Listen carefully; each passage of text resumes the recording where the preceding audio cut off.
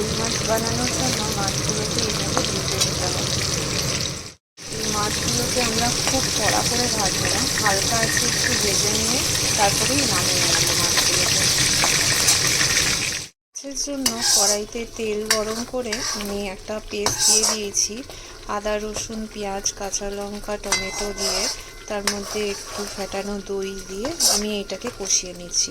আর কাঁচা লঙ্কা যতদূর সম্ভব আমি কুচিয়ে এরকমভাবে কুচিয়ে দিয়ে দিয়েছি। এরপরে এই মশলাটা কষানো হয়ে গেলে আমি মাছগুলো দিয়ে দেবো। থেকে তেল ছাড়তে শুরু করে দিয়েছে, তাই ভাজা মাছগুলো আমি এখন দিয়ে দিলাম। এরপরে আমি একটু মশলা যে মিক্সিতে মশলা বেটেছিলাম সেই মিক্সিটা ধুয়ে একটু জল দিয়ে দেবে, খুব সামান্য পরিমাণ জল দেব।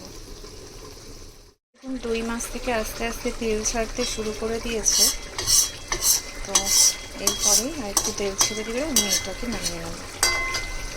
রেডি আমাদের আজকের দই মাছ।